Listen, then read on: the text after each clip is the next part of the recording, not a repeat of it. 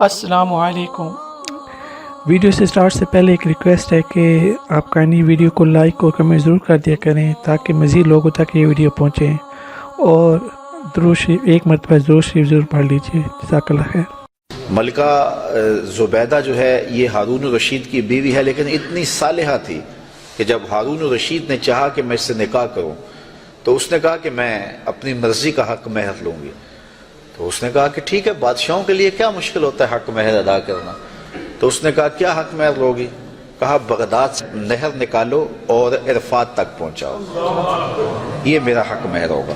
اور یہ بڑا مشکل کام تھا، اور اس کے لیے اس زمانے میں جو ہے وہ کتنے پیسے خرچ آئے، اور وہ نہر نکالی گئی۔ اور جب وہ نہر جاری ہو گئی تو جو خادم تھے انہوں نے آ کے حساب پیش کیا ملکہ کو کہ یہ اس کا حساب ہے، اتنے پیسے خرچ آئے ہیں۔ تو نہر کے کنارے جب وہ دورہ کرنے گئی، دیکھنے گئی، تو انہوں نے حساب پیش کیا تو اس نے کاغذ پھاڑ کر کے نہر کے اندر ہی پھینک کر کے کہا ترکنا الحساب الی یوم الحساب، ہم اس کا حساب یوم حساب پہ چھوڑتے ہیں۔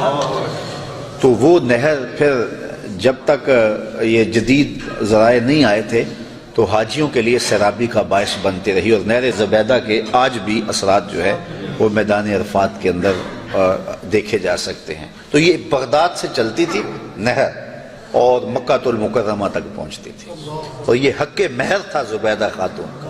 اور یہ زبیدہ خاتون جو انتہائی نیک اور صالحہ خاتون تھی، یہ حضرت بہلول دانا کو ڈھونڈتی رہتی کہ ان سے کوئی دعا مل جائے، کیونکہ یہ مجاذیب میں سے تھے۔ مجذوب وہ ہوتا ہے کہ تجلیات کے وفود سے جس کا شیشہ عقل ٹوٹ جائے، اور وہ جو کہہ دے اللہ وہ کر دے۔ فرمایا صحیح حدیث میں ہے رب اشعث اخبر مدفوع بالابواب لو اقسم علی اللہ لابر، بہت سارے لوگ ان کے کپڑے پھٹے ہوئے، حالات پرا گندہ، بال بکھرے ہوئے، لیکن فرمایا انہیں کہیں چھیڑ نہ بیٹھنا، اللہ کے نام پہ وہ قسم ڈال دیں تو اللہ فوری پوری کر دیتا ہے۔ تو یہ اسی قبیلے کا فرد تھا بہلول دانا۔ ایک دن زبیدہ گزر رہی ہے دجلہ کے کنارے پہ، تو بہلول مٹی کے گروندے اپنے ہاتھوں اپنے پاؤں پہ بناتا اور گرا دیتا ہے۔ یہ کبھی آپ نے بچپن میں منظر دیکھا، وہ گلی میں ریت پھینک جائے تو بچے جو ہے وہ پاؤں کے اوپر گروندے بنا دیتے ہیں اور پھر ان کو ہولے سے پاؤں نکال لیتے ہیں، پھر جب کھیل ختم ہو تو گرا دیتے ہیں۔ یہی شغل بہلول کر رہا ہے دجلہ کے کنارے۔ تو ملکہ زبیدہ گزری، پوچھا بہلول کیا کر رہے ہو؟ کہا جنت کے مکان بنا رہا ہوں۔ کہا بیچتے ہو؟ ہاں بیچنے کے لیے بنا رہا ہوں۔ کتنے کا؟ کہا کہ 10 روپے کا، فرض کرو 10 روپے کا ایک مکان بیچ رہا ہوں۔ 10 روپے کیا ہوتے ہیں؟ اس نے 10 درہم نکالے، بہلول کو دیے۔ بہلول نے پیسے دیکھے اور دجلہ میں پھینک دیے، اور ایک کے گرد دائرہ کھینچ کے کہا یہ تمہارا ہوا۔ پیچھے سے بادشاہ گزرا تو اس نے بہلول کو دیکھا ایسی شغل میں لگا ہوا ہے، پوچھا کیا کر رہے ہو؟ کہا جنت کے مال بنا رہا ہوں۔ تو کہا بیچتے ہو؟ کہا ہاں بیچتا ہوں۔ کتنے کا؟ 10 روپے کا۔ بادشاہ مسکرا کے گزر گیا، دیوانہ ہے، موج میں لگا ہوا ہے۔ اچھا خیر، جب رات پڑی بادشاہ سویا، کیا دیکھتا ہے جنت میں ایک خوبصورت محل ہے کہ اس نے کبھی ایسا محل دیکھا ہی نہیں تھا۔ شوق ہوا کہ اس کو اندر سے دیکھو، کیونکہ وہ بادشاہوں کی خواہش ہوتی ہے۔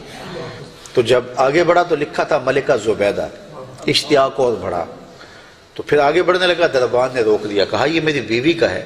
کہا دنیا کے ضابطے اور ہیں، آخرت کے ضابطے اور ہیں، اجازت کے بغیر نہیں جا سکتے۔ اتنے میں آنکھ کھل گئی، بادشاہ بے چین ہو گیا کہ کون سا اس نے نیک عمل کیا ہے کہ جنت میں اس کے نام کا محل دیکھا ہے۔ تو اس نے ملکہ کو بیدار کیا اور کہا کہ کیا ماجرا ہے کہ میں نے یہ خواب دیکھا؟ اس نے کہا میں نے تو کوئی خاص عمل نہیں کیا، وہی معمول کی عبادتیں ہیں، وہی نیکیاں ہیں۔ ہاں یاد پڑا، آج میں گزر رہی تھی راستے میں دجلہ کے کنارے، بہلول بیٹھا تھا اور وہ محل تعمیر کر رہا تھا، وہ گروندے، اور کہہ رہا تھا یہ جنت کے محل ہیں۔ تو میں نے کہا کہ ٹھیک ہے، اپنی موج میں ہے، تو ایک میں نے اس سے خرید لیا تھا۔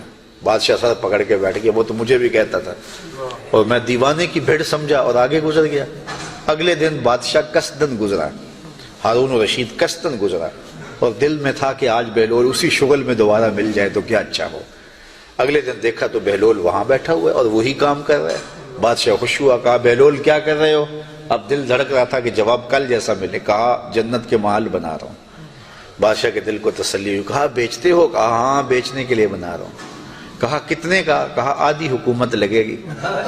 کہا کل تو 10 روپے کا کہتے ہو؟ کہا ہاں کوئی اور آئے تو اس کے لیے 10 روپے کا۔ کہا تو میرے لیے اتنا مہنگا کیوں؟ کہا تم دیکھ کے جو آئے ہو۔ تو بات یہ ہے کہ یہ ایک سعدی نے کہا تھا، سعدیہ نزدیک رائے عاشقاں خلق مجنو نندو مجنو عاقل است۔